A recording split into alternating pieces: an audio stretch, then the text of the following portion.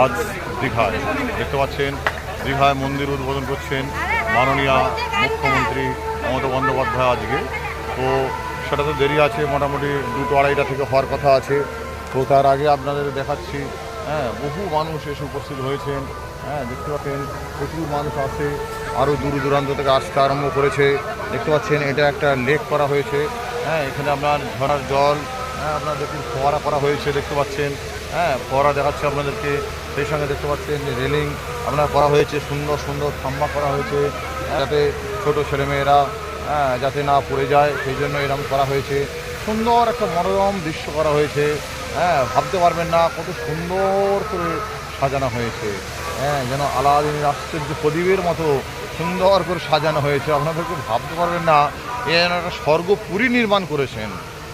অপূর্ব সুন্দর দেখতে পাচ্ছেন। চারিদিকে বসার জায়গা রয়েছে, বসার জায়গা রয়েছে, খুবই ভালো লাগছে। আমি জ্যোতিষী মাধব এখানে আসতে পেরে আমার খুবই ভালো লাগছে। এ তো এক মনোমুগ্ধকর পরিবেশ, অপূর্ব সুন্দর মনোমুগ্ধকর পরিবেশ। কত রকমের বৈচিত্র্যপূর্ণ এই পশ্চিমবঙ্গ, কত রকমের মানুষ এখানে উপস্থিত হয়েছেন দেখছেন। বিস্তীর্ণ এলাকা নিয়ে তৈরি করা হয়েছে শ্রীধাম।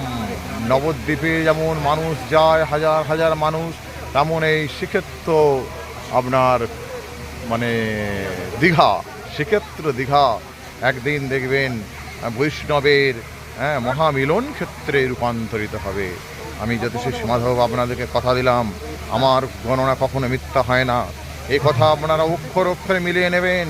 সেদিন বেশি বাকি নয়, মাত্র কয়েক বছরের মধ্যেই দেখবেন এই দীঘা শ্রীক্ষেত্র দীঘায় রূপান্তরিত হবে। এখানে দেখবেন হাজার হাজার বৈষ্ণব তারা সমবেত হচ্ছেন তাদের সেই দেবতা প্রাণের প্রিয় জগন্নাথকে দেখার জন্য। সত্যি খুবই ভালো লাগছে। আমি তো ছুটে চলে এসেছি। কে যেন আমায় ডেকে দিল ঘুম থেকে।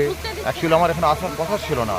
আজকে তো আমার কলকাতা চেম্বার রয়েছে, আপনারা তো জানেন আমি একজন অ্যাস্ট্রোলজার, কিন্তু কি জানি হলো মনে, চলে এলাম। সবাইকে ফোন করে দিলাম যে না, আজকে আমি ওখানে চেম্বার করব না, আমি চলে এলাম। তো আপনারা জানেন, আপনাদের যদি আশীর্বাদ সঙ্গে থাকে, অবশ্যই আমার এই চ্যানেল একদিন দাঁড়িয়ে যাবে।